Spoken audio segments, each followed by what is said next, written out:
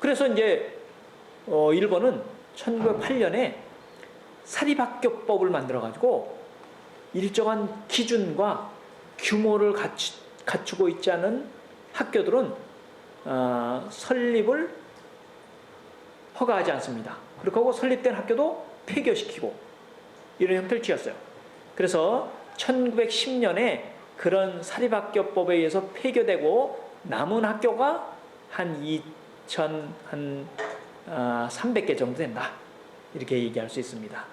여기에는 조선 왕조의 황실이 세운 학교도 있고 혹은 관에서 세운 근대적인 학교도 있었고 요새도 있는 뭐 숙명이나 진명, 지금 숙명여고, 진명여고 이런 학교는 다 이 시기에 황실이 세운 학교죠.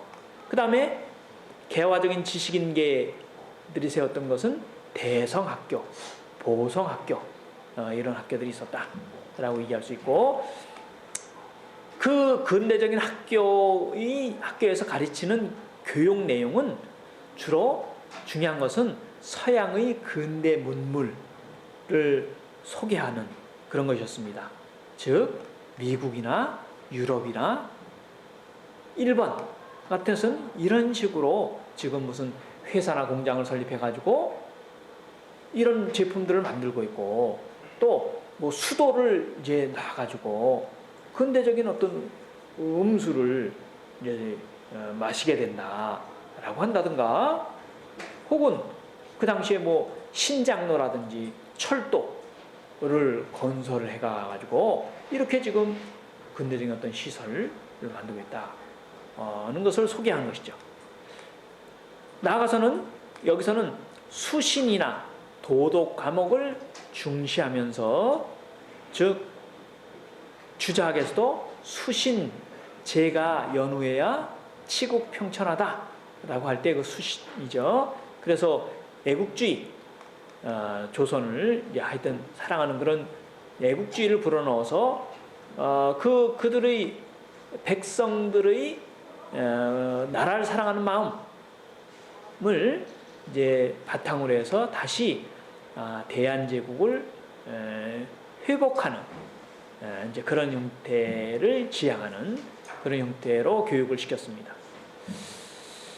반면에 기독교계 학교도 많이 설립이 돼요, 우리나라에. 그래서 지금의 이름은 무슨 이화학, 그 당시 이화학당, 배제학당 이런 경우는 이제 기독교계 학교인데요.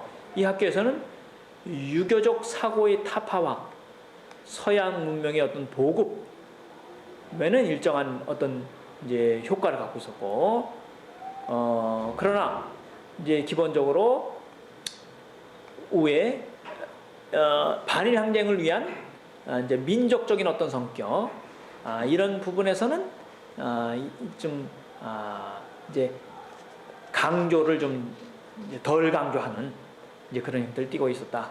그래서 주로 이 선교사들은 자본주의로 건대한 모습을 가장 이상시하고 있었고, 나름대로 당시에 이제 강한 나라가 미개한 나라를 지배하는 것은 그것은 당연한 것이다.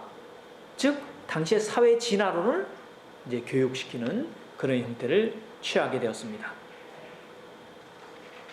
이것은 그 유인물의 첫 페이지에 있는 그게 이게 박은시가 설립을 했던 서우학회입니다. 이게 평안도에서 설립을 했던 서우학회인데, 서우학회의 기간지였던 서우 1호의 앞에 서론에 실려 있는 글이에요. 서론에 실려 있는 글인데, 여기 보면은 길게 써 있지만은 요 앞이 이게 이제 사회 진화론을 잘 나타내주는 인식이죠. 그래서 여기 보시면은 오호라 천지가 있은 이래로 생물의 종류와 혈기의 종속이 경쟁이 없는 때가 없었으니 승자는 주인이 되고 패자는 노예가 되었으며 승자는 영예를 차지하고 패자는 굴욕을 당했으며, 다음에 승자는 쾌락을 즐기고 패자는 고통을 받았으며, 승자는 존재하고 패자는 멸망하였으니 그 경쟁의 시대에 처하여 무릇 지각과 운동 성질이 있는 자 중 타인에게 승리할 것을 구하지 않는 자가 있겠는가? 즉 인간이 모여 살고 있는 사회도 이런 생존 경쟁과 우승 열패의 원칙이 그래 통용되는 것이다. 그러니까 우리도 얼른 이제 그런 사회로 나아가기 위해서 노력을 해야 된다 라고 주장을 했고요. 그러기 위해서 어떻게 했느냐, 밑에 보시면은 이러한 시대에 처해서 교육이 일어나지 않으면 생존을 얻을 수 없으니, 세 번째 문단 굵은 문자로 쓴 것입니다. 오직 우리 동포 형제는 상호 분발하고 상호 권명하여 서로 공해서 떨쳐 일어나서 이제 자녀 교육에 힘써서 이제 백성들을 계몽해야 된다. 이렇게 이제 열렬히 강조하고 있었습니다. 이게 그 중에 이제 한 부분을 소개한 것이고요. 이것은 당시에 풍미하고 있었던 사회 진화론의 인식을 조선의 근대적인 지식인들이 그대로 수용하고 있었다라고 하는 것을 알 수 있는 것이죠. 이것은 일제 시기에 이제 대성학교의 졸업 사진입니다. 그 시기에 1905년 시기에 대성학교에 사진이 없기 때문에 일제 시기에 사진을, 이 대성학교는 평양에 있는 학교입니다. 평양에. 자, 두 번째로는 언론 활동입니다. 그 당시에 근대적인 지식인들은 많은 신문들을 만들게 되죠. 그들이 황성신문은 황실에서 돈을 대가지고 만든 신문입니다. 이것은 1898년에 창간을 하게 돼요. 반면에 대한매일신보는 이것은 1905년 이후에, 이게 뒤에는 1905년 이후에 세운 신문들입니다. 창간한 신문들이에요. 그래서 제국신문은 부녀자들을 대상으로 한 신문이에요. 만세보는 이게 천도교 계통에서 만든 신문입니다. 이렇게 해서 그 당시에 이런 신문들을 발행해가지고 조선 사회가 이제 근대화돼야 된다라고 하는 것을 적극적으로 이제 주장을 했고, 특히 서양의 이제 문물을, 또 서양의 회사나 공장이나 즉 면직 공장이라든지 이런 데서 이런 식으로 이런 제품을 만들고 있다, 이런 것을 소개하면서 우리 사회도 얼른 무슨 그 당시에 연초 공장이라든지 성냥 공장이라든지 이런 것을 이제 서로 만들고, 그래서 이 당시에 이제 주식회사 이런 것을 만들게 되고, 이 광고에 보면은 이제 공장을 만들기 위해서 주식을 공모하는 그런 이제 광고들도 처음으로 생기게 되죠. 그래서 여기에 처음으로 근대적인 광고, 연초 광고라든지 이런 것도 나오게 돼요. 그래서 당시에 이 신문을 통해서 당시의 인민들을 계몽하고, 또 다른 한편은 일본이 의병들을 진압하는 내용이라든지 이런 글을 실어서 이제 침략상을 이제 폭로하는 이제 그런 형태를 띠게 되었습니다. 그런 것에 가장 적극적인 신문은 대한매일신보였어요. 그러나 이들의 활동은 1908년, 9년 이런 활동이 너무 이제 퍼져가니까 일본이 1907년 정미칠조약 이후에 그들이 조선의 행정력을 장악하게 되자 1908년, 9년 단계에 와서는 신문지법을 발행해서 이제 일정한 규모가 갖추지 않는 그런 신문들은 폐간을 시키고 이런 형태를 취하게 됩니다. 그러니까 이것이 우후죽순으로 생겨나는 것을 견제하는 것이죠. 그래서 또 사전 검열을 하게 돼요. 그래서 이 신문을 통해서 이 반일 독립 여론을 조성하거나 통간부 정치를 비판하는 것에 대해서는 철저하게 검열을 해가지고 그 신문을 이제 발행하지 못하게 하는가, 혹은 그 내용을 지우고서 발간한다든가 이렇게 하게 되었습니다. 예를 들면 이게 그 내용이에요. 황성신문에 이건 대한 광무 11년이면 1907년입니다.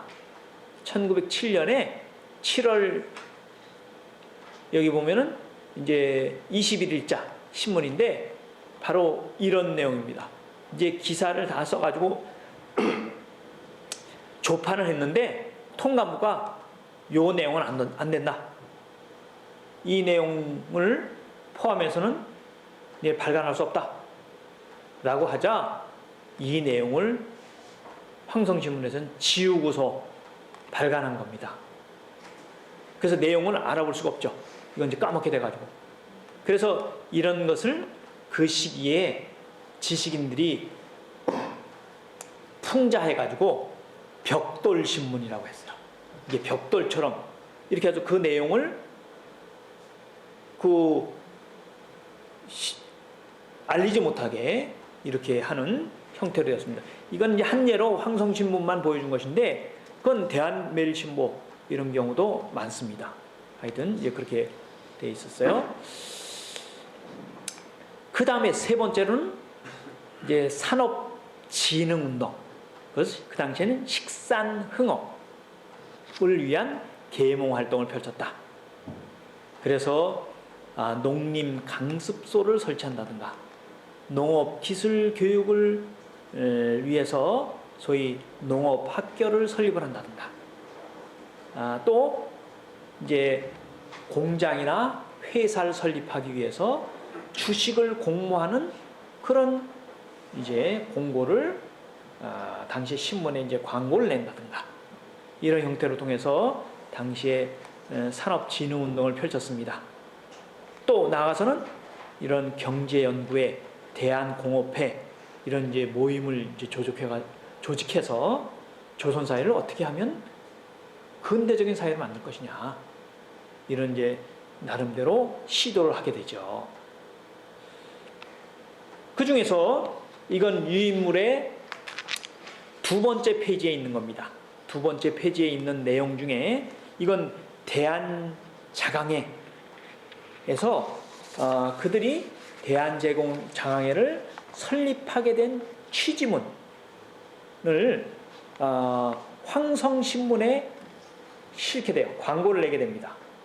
그래서 우리는 이런 취지로 대한자강회를 설립을 하니까 뜻이 있는 지식인들은 다 모이시오 라고 하는 이제 취지문을 1906년 4월 2일자 황성신문에 내게 됩니다. 요건 유인물에 여러분들 2페이지에 있습니다. 2페이지에 있는데 그 중에 핵심적인 내용을 여기 이제 여기다 실었습니다. 핵심적인 내용은 대한자강에서 그 당시에 조선을 강하게끔 스스로 강하게끔 하는 방법을 우리가 생각해야 되는데 그 강구하려고 할 것 같으면 다른 곳에 있지 않고 교육을 진작하고 교육을 떨쳐 일으키고 산업을 일으키는 데 있으니 무릇 교육이 일어나지 않으면 인민의 지식이 열리지 않고 산업이 일어나지 않으면 나라의 부가 강해지지 못하는 것이다. 그러한즉 인민의 지식을 열고 국력을 기르는 것은 기본적으로 교육과 산업의 발달에 달려있다. 그러니까 당시에 우리 지식인들이요 모두 교육과 산업을 발달시키는데 우리 온갖 매진을 합시다. 힘을 모아서. 그래서 이것이 바로 조선을 스스로 강하게 만드는 방법입니다. 라고 그런 이제 방법을 제시하게 되죠. 이게 대한매일신보의 그 당시에 이제 편집국이었습니다. 편집국이었고 여기서 이제 기사를 써가지고 이제 하게 되죠. 편집국이고 이것이 대한매일신보인데요. 이 당시에 사장이 영국인 기자였어요. 이 영국인 기자는 이게 배대리라고 하는 사람입니다. 그래서 당시의 신문 중에 가장 조선의 어떤 입장, 당시의 신문 중에 가장 이제 진보적이면서 진취적인 어떤 입장이 대한매일신보였어요. 그래서 일본의 통감부가 가장 이제 골치 아파하는 신문이었다라고 얘기할 수 있습니다. 그렇지만은 당시에 애국 개몽 운동을 펼쳤던 또 지식인들에서는 가장 이제 이제 그 여론을 이제 조성할 수 있는 혹은 가장 이제 지지를 했던 그런 신문이었다. 그래서 여기 대한매일신보에는 그 사장은 형식적인 대표자였고 실제로 글을 쓰는 지식인들은 다 조선인이었고 조선인의 대표적인 사람은 여기에 신채호, 박은식 뭐 이런 사람들이 들어갔어요. 그래서 조선인 입장에서 조선이 자주 근대화적인 그런 사회를 만들어야 되고 당시에 통감부의 정책에 대해서 비판하고 통감부가 의병을 통렬하게 이렇게 오병을 이제 학살하고 이런 것들을 이 대한매일신보에서는 그대로 내용을 드러내는 그런 형태를 띠게 됐어요. 그래서 그것이 너무 또 드러나게 되자 일본은 그 통감부에서 이것을 이제 검열을 해가지고 그 기사를 실지 못하게 이렇게 아까처럼 황성신문처럼 검은 글로 이렇게 해서 내는 내용들을 하게 되었습니다. 자, 일단 여기까지 하고서 10분간 쉬었다가 하겠습니다. 예, 수고 많았습니다.